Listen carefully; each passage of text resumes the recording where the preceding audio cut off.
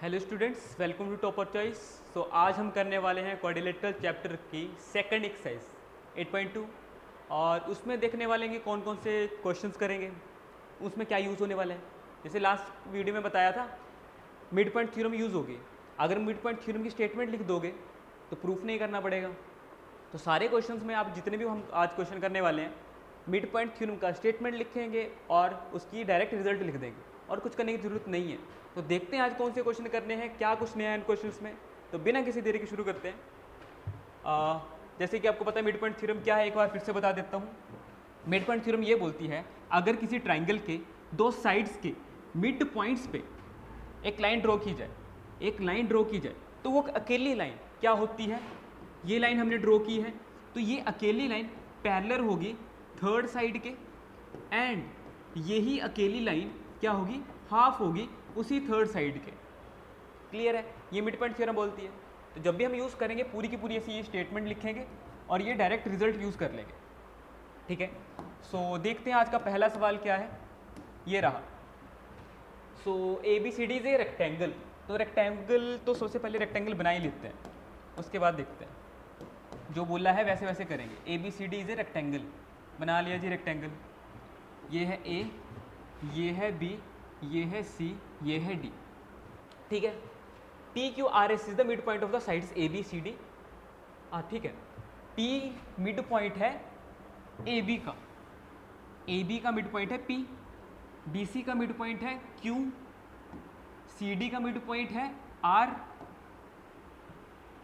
Are और S है mid point D A का। ये मिड पॉइंट्स हैं। अगर मिड पॉइंट्स हैं तो इनको ज्वाइन भी करना पड़ेगा। ज्वाइन कर देते हैं फटाफट।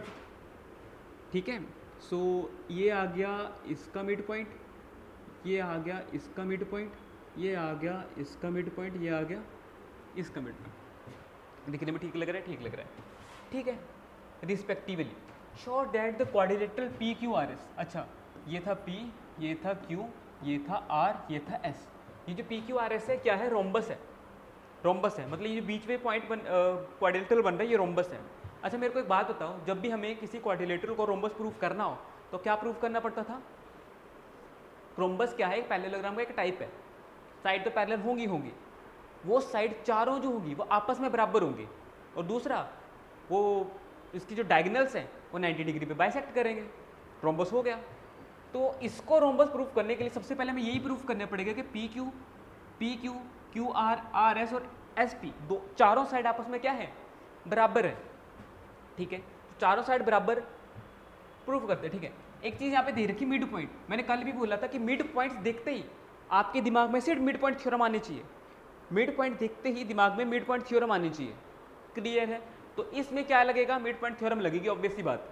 तो मिड पॉइंट थ्योरम लगेगी तो उसके लिए हमें ट्राइंगल्स चाहिए। तो ट्राइंगल्स चाहिए तो उसके लिए हमें एक कंस्ट्रक्शन करनी पड़ेगी, दैट इज डायगोनल्स बनाने पड़ेंगे।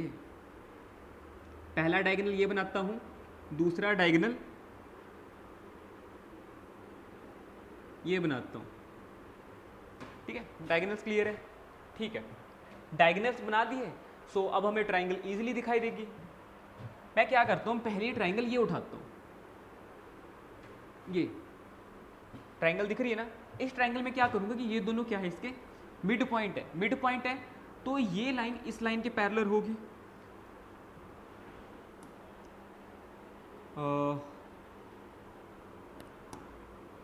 क्या होगा, ये लाइन इस लाइन के पैरेलल होगी। चेंज ही करते हैं यार। हमें पता है अगर मिड पॉइंट्स हैं तो ये लाइन इसके पैरेलल होगी और हाफ भी होगी। तो वही करूँगा जो मैंने लिखा है। ठीक है, ट्राइंगल से रहने देते हैं अब।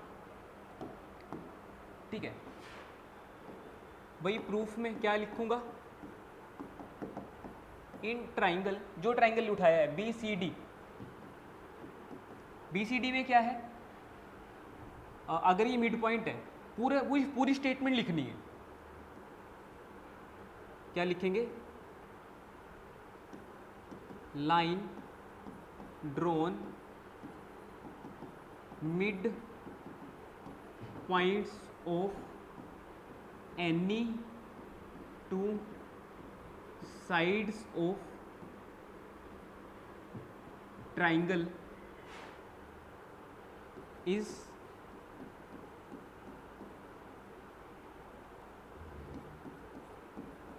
Parallel to third side and half of it. ये आपको याद ही करना पड़ेगी, ठीक है। अब ये मैंने लिखा क्या, ध्यान देना, मैंने क्या बोला, जो लाइन ड्रॉ करेंगे, कौन सी लाइन ड्रॉ की है, R Q P Q draw की है, मतलब ये पी क्यू ड्रॉ की है। अब ये पी क्यू लाइन क्या है, पैरेलल है। अब ये पी क्यू लाइन क्या है, पैरेलल है किसके, थर्ड साइड। ये थर्ड साइड कौन सी है, बी डी।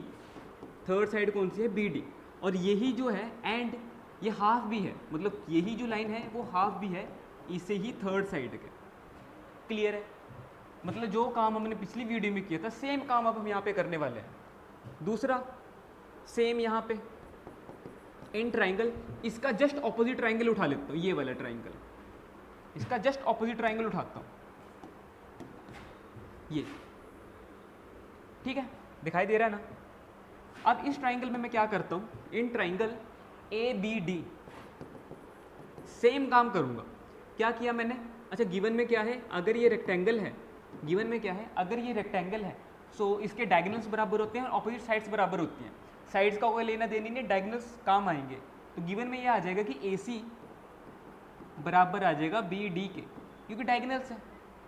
इसे 1 नाम दो और इसे हम 2 नाम दे देते हैं यहाँ पे, ठीक है।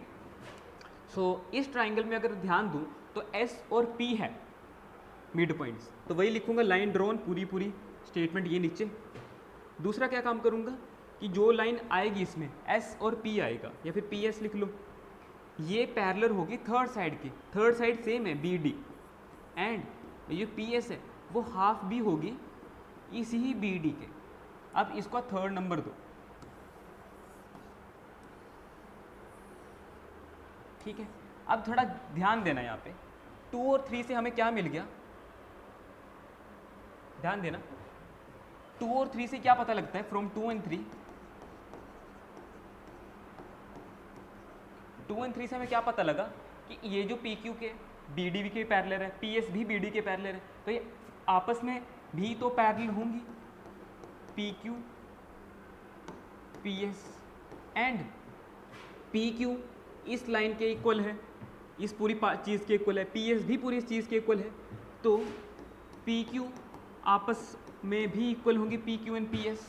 अब यहाँ से पता क्या लगा कि पी क्यू और आर क्यू था, वो आर क्यू था, सॉरी, ये आर और क्यू था, मैंने ध्यान नहीं दिया, सॉरी, ये आर क्यू था, ये आर क्यू था, ठीक है, और ये तो पी एस सी था, तो यहाँ पे ये आर आएगा और ये आर आएगा। अब ध्यान दो, ये जो आर क्यू था और पी एस, आर क्यू और पी एस आपस में बराबर आ गया, पर हमने करना क्या था, चारों को आपस में बराबर शो करना था। सिर्फ आमने सामने वाली साइड आएंगी अभी बराबर, सिर्फ आमने वाली साइड बराबर आई है। अब क्या करूंगा, ध्यान देना, इसको थोड़ा मिटा लेता हूँ, ठीक है। सो ये बी आ गया, ठीक है। अब मैं एक चीज़ करता हूँ कि पहले हमने ये ट्राइंगल और ये ट्राइंगल उठाया, ठीक है। अब मैं इन दोनों के अलावा थर्ड ट्राइंगल की बात करूँ, यहाँ पे भी तो डायगोनल है, ये ट्राइंगल भी पिक कर सकते हैं। तो अगर मैं ये ट्राइंगल उठाऊँ, थोड़ा मैं अलग बनाता हूँ, यहाँ पे शीट भर गई है हमारी। सो यहाँ पे क्या है, ए बी सी डी और पी क्यू आर एस, ठीक है। ये था ए बी सी डी और ऐसे था और ऐसे था, यहाँ पे था पी क्यू आर और एस। अब ध्यान देना, हमने कौन सी ट्राइंगल उठाई है, यहाँ पे ये ट्राइंगल उठाई है। क्या नाम है इस ट्राइंगल का, ए बी सी।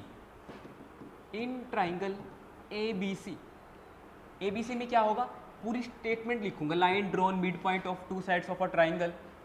वो क्या होगी, वो जो थर्ड साइड होगी पी क्यू, ये पैरेलल होगी इस पूरी ए सी के, एंड पी क्यू जो होगा वो हाफ भी होगा ए सी के। क्लियर है। अब यहाँ पे ध्यान दो कि स्टार्टिंग में मैंने यहाँ पे लिखवाया था कि AC और BD बराबर हैं, क्यों? क्योंकि डायगोनल्स ऑफ अ रेक्टेंगल है। अब क्या मैं AC की जगह BD लिख सकता हूँ? क्या मैं AC की जगह BD लिख सकता हूँ? तो PQ क्या हो जाएगा? BD के पैरेलल आ जाएगा। PQ क्या होगा? BD के पैरेलल आ जाएगा एंड PQ क्या होगा? हाफ ऑफ BD आएगा। ठीक है, अब यहाँ पे ध्यान दो, अगर मैं इसको उठाऊं, किसी भी एक को, सेकंड को उठा लेता हूँ, थर्ड का भी उठा सकते हो आप, और इसको इक्वेशन नंबर मैं क्या करूँ? 4 कर दूँ। ठीक है, फ्रॉम क्या आ जाएगा?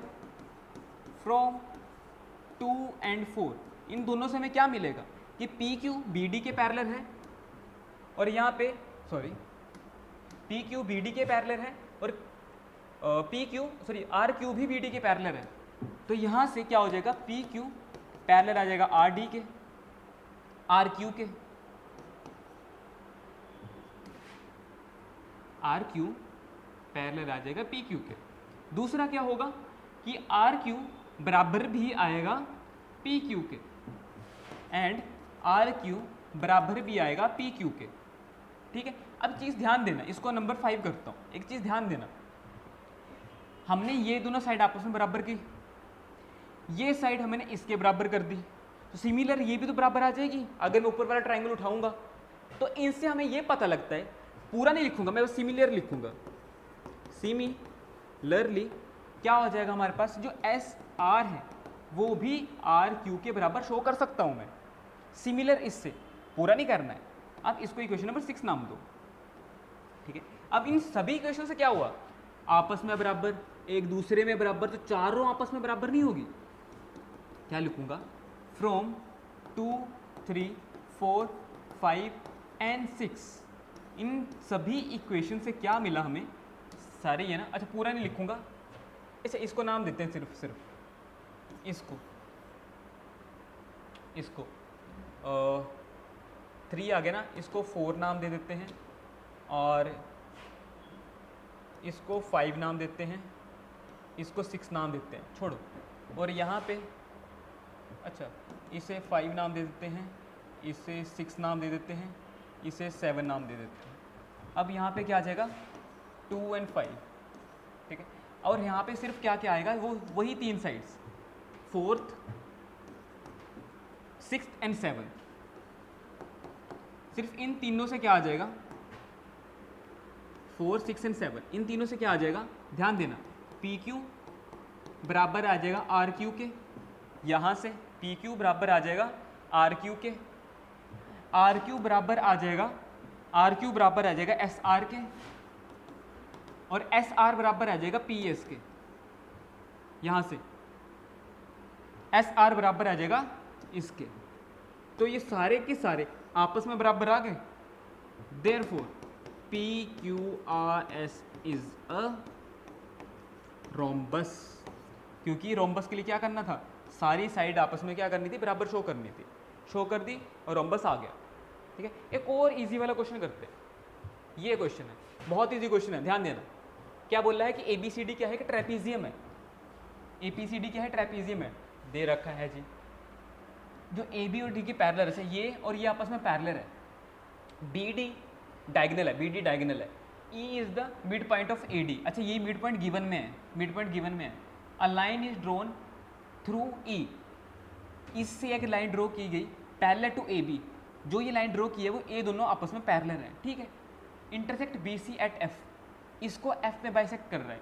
Show that F is the mid point. हमने शो करना है कि ये मिड पॉइंट है। गिवन में क्या क्या आ जाएगा? गिवन में क्या आ जाएगा कि AB जो था वो पैरेलल आ जाएगा CD के, एंड जो हमने इसको नाम देता हूँ मैं EFG, और जो हमने ये जो लाइन बनाई है ये भी पैरेलल होगी। मतलब यही बोला ना कि लाइन ड्रॉ की पैरेलल टू AB, है ना, पैरेलल टू द AB,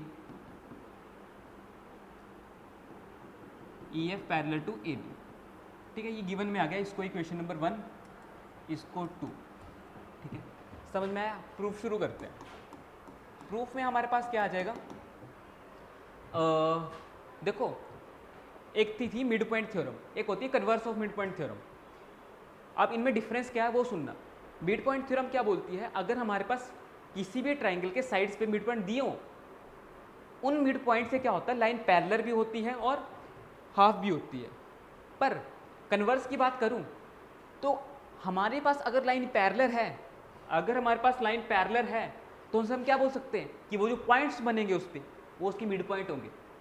फिर से सुनना, मिड पॉइंट दिए हों तो पैरेलल शो करेंगे, मतलब बोल सकते हैं अगर पैरेलल दी हो तो मिड पॉइंट्स होंगे। कन्वर्स पता लगा। अब मिड पॉइंट लगती है किस पे, ट्राइंगल पे लगती है, तो पहला ट्राइंगल ये उठा लेते हो, ठीक है। So in triangle A B D, अगर मैं ए बी डी की बात करूं, इफ हमें पता है कि ई जी पैरेलल है ए बी के, ई जी पैरेलल है ए बी के, so and E is the mid point. मैंने कहा पैरेलल दिए होगा तो मिड पॉइंट निकाल सकते हैं। सो किससे निकाल सकते हैं, by converse of mid point theorem.